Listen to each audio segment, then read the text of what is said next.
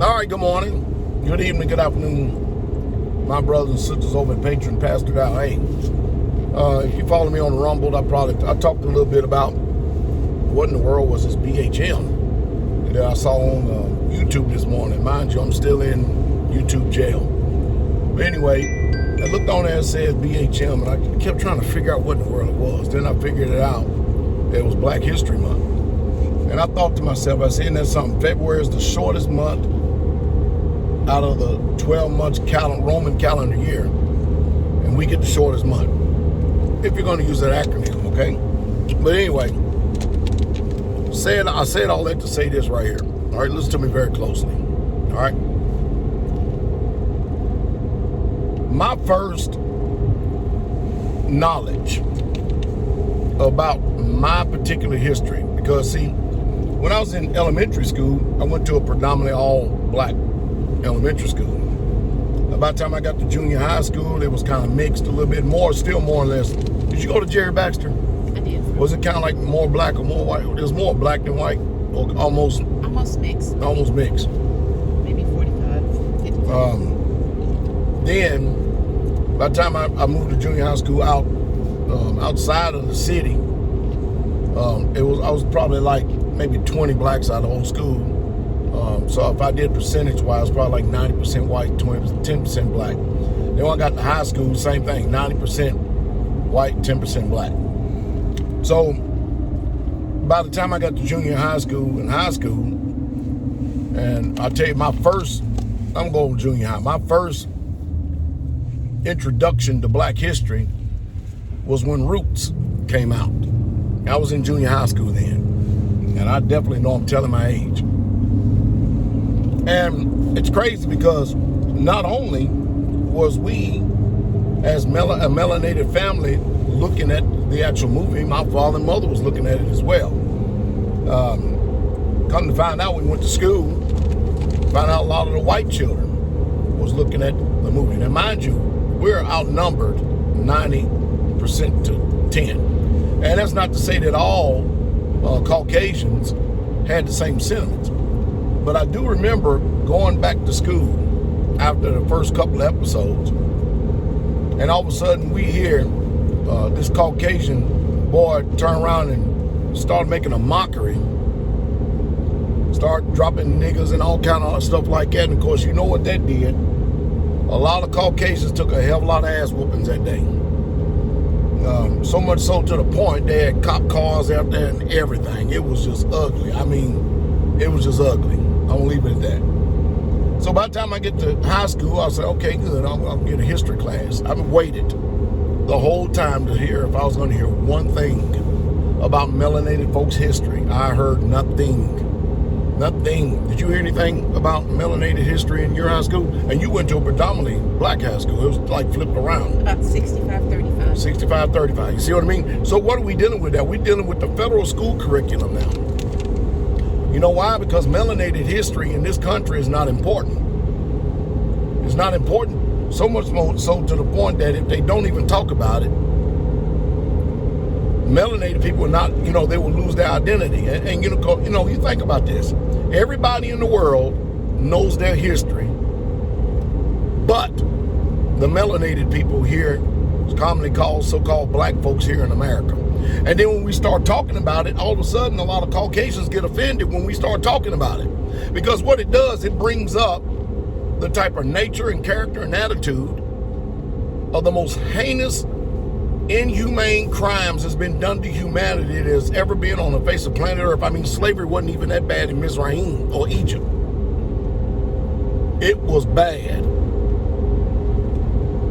And some of the founding fathers, it's obvious that Thomas Jefferson loved melanated women, black women, because he sure had a lot of mulattoes. Loved them. Can you only imagine how that white wife felt? Can you only imagine that, Carol? How he felt? How she felt? And he's going down to the boom boom docks and making babies with melanated women. That's just only what we know of, what they recorded in history. I mean, I'm talking about all of them. George Washington, all of them, but they love dressing up the history like they do everything else and stuff, not really truly telling you the truth. Because, you see, we were robbed of a knowledge of self. we learned the language of our oppressors. And I couldn't understand, I can't understand for the life of me that anytime we're going to be talking about history, American history, why is it that every time this subject comes up, everybody wants to avoid a big part of American history, which is slavery? And why was slavery such an integral part of history? Because not only through the inhumane acts and attitudes that had actually been done to us as a people. I mean, who in the world could take a baby from a mother, put it on a line with a hook in the swamps and catch gators with it and not have any remorse whatsoever at all? No humanity at all. I mean, think about that. See, these scars are forever on our mind. May not be talked about it much because most people don't understand psychological warfare, but there has been some bad stuff. And then, it would do well for a lot of Caucasians to actually go and look at a lot of these old movies and these old films, so you can actually see the reason why a lot of melanated people today still to this day carry an offense. I mean, a serious offense. And it's like today, nobody really truly cares. Everybody else, they got to remember the Holocaust. Everybody else get to remember the British are coming.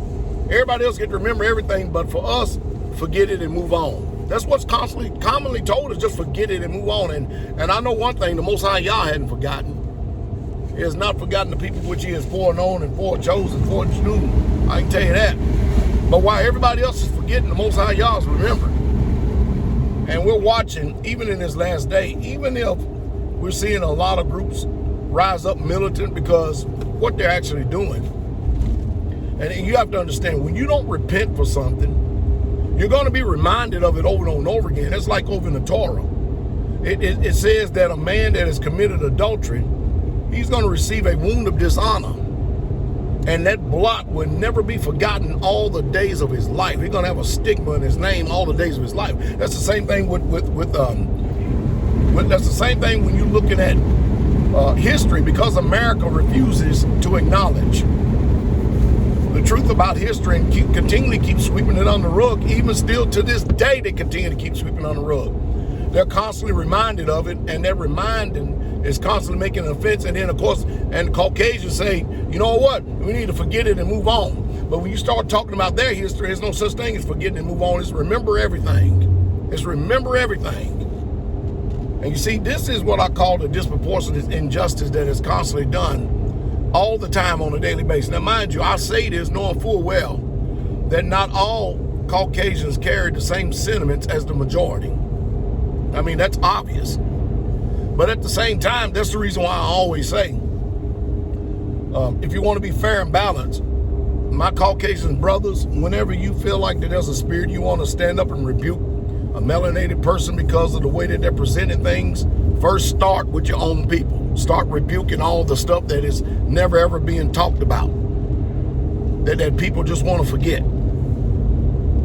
They want to forget us, but remember everything that's been done bad about them. I mean, start thinking about that, and then start reproving all the doctrines like black people have been cursed, or melanated people been cursed with black skin, the curse of Ham.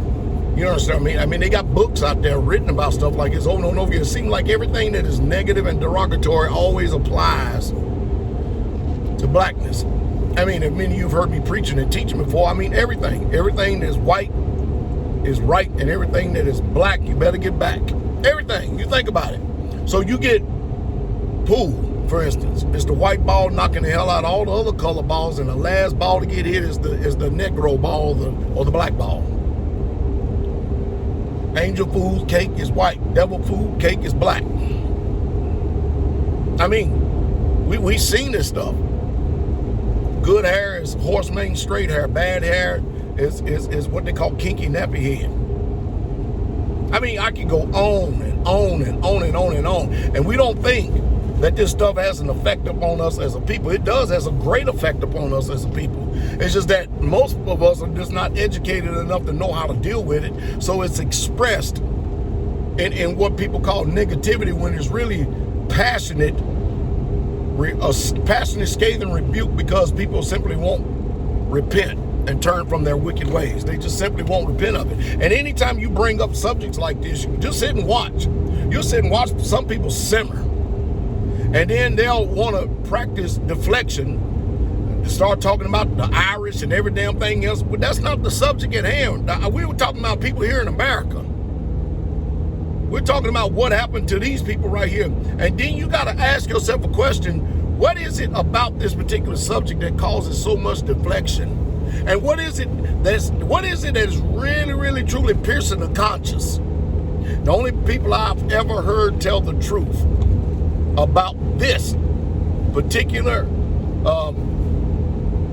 subject that I'm talking about in a Caucasian body is three people. Three people the whole time I've been in the ministry that's talked about it in some length. Teacher Eric Robinson, Sister Ashley Bell, and Brother Richard Flaherman. They're the only ones I've ever heard talk about it. And Brother Brett Kiefer. Let me throw him in there. I'm not saying that every white person needs to come up there and talk about this stuff if you're not informed. I'm saying that they totally dissent against the heinous crimes and the inhumanity that has gone on in this country right here. And they would have been the type of brothers and sisters that would have stood with us or stood against slavery or would have tried to help out in every way possible. Now I'm going to do fair and balance in this too. Now you got to understand we got a lot of Caucasian brothers and sisters come from the north. They don't even know how to speak to this. They just simply don't know how to speak to this. And the reason why they don't know how to speak to it because they're not informed because they didn't grow up in these type of areas. So they don't know. I mean, I've got brothers that came down here from the north and they would wonder what in the hell is wrong with these white people down here? Why is there so much animosity and hatred and stuff? I keep trying to figure it out myself. I'm probably the most hated preacher in Lafayette, Tennessee. Now, when I say that, I'm only saying that against the racist people because the old guard is dying out. They've been dying out. They've been dying out left and right.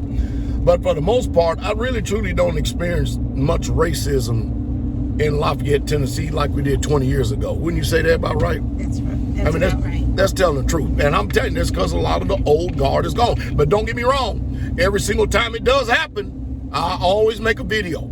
I had somebody tell me the other day, they said, man, if you want to hear anything about Lafayette, Tennessee, just type in Macon County. And the first thing that comes up is Pastor Dowell on the YouTube page about the racism that goes on up here. Said, you put in the Google search engine, that's the first thing that comes up. Can you imagine that? So Macon County's got a big old black eye on top of their damn face and stuff because of the people that's gone on before them that wanted to do all this stuff. I mean, we've had some serious racist stuff. Can you imagine somebody driving down the road, creeping, and taking their time, then turning around, I mean, going way out of their way, sometimes coming from other counties, to drive down there, even though they're on camera, and then drive off and hollering all type of obscenities and profanity, and then hollering all kind of niggers just left and right and right and left and right, almost damn near about ready to kill themselves, running into a tree to get up out of there. And I told you, somebody gonna do that one day. As a matter of fact, Teacher Shane was at Walmart one day, and somebody came up to Teacher Shane and said, "Why did y'all kill that man?" I said, "Isn't that amazing? We had nothing to do with nothing with nobody, but we do return curses, right?" And what they're talking about is there's this guy that he drove off of the main road, turned on to the road that's almost adjacent to the road that where we live. And every time you go past there, there's no way in hell. There's only one tree on that road. How do you run smack dab in that tree? How do you do it? I mean, how do you run into that tree? There's just no way humanly possible except something going on. And he hits his tree and he kills himself. And automatically, people associate his death, even though he ran into the tree and he killed himself. Automatically, they associate his death saying that we did it. Because I told you, there ain't no laws in spiritual warfare on this earth that they can convict you by. Because we often pray, Father, kill him. I'll tell you flat out, we did kill them that are against us in our person. If somebody was to come down there and run into a damn tree, and I'm telling you, they could be setting up there, and they could be on fire. You know what I would do? I would go down there to my house, call the sheriff's department. Somebody done came down here and hollered a bunch of profanities and obscenities and ran into a tree, and then a car caught on fire and it blew up. Y'all need to come out there and get them. Oh, Pastor Dowell, you wouldn't try to get them out? Hell no. They get a judgment now, then they get a judgment when in eternity, when they burning in hell. Why should I go over there and help my enemy like that, who doesn't mean me no good? Huh? See, when you people get theology all wrong, Jesus came to the lost sheep of the house of Israel. And when he says love your enemy, he's talking about those that are in Israel that oppose you, because he's seeking salvation for his people. So no, I won't have any mercy, because I already know that they don't have no mercy about us. They deal with us what you would call wisely. They know how to do it. I teach our people very, very well how to deal with folks. I mean, you take Brother Scott, I can't even begin to even try to teach him about Southern racism. I mean, he would listen, he would learn. It's kind of hard for him to cope with it, because, I mean, growing up out there in California, where there's a melting pot, a mixture out there and stuff, and they're so liberal out there, they don't, if you've been to California, they just don't respond and act like that. Not like in the South. So it's a shock. I know it's a shock. It's a culture shock when people come from these areas. But these white folks in the South, you better believe they damn well know what it is. I promise you they do. So here we are, Black History Month. And there's going to be a lot of offended people. I'm sure there's a lot of offended white folks too, and Caucasians, especially during this month, wondering how in the hell we get 1 month, even though they got all the other 11. I love it when I talk about subjects like this, and I'm just so brutally honest on it, and people like to levy charges against me by saying that I'm a racist. That is the most laughable, comical thing that I've ever heard in my life. Nevertheless, they do it. They have a mouth to move. Hey, they lie, they can do it. It's fine by me. But hey, check this out. We got to ask ourselves what the hell is going on. We really, truly do. We really, truly do.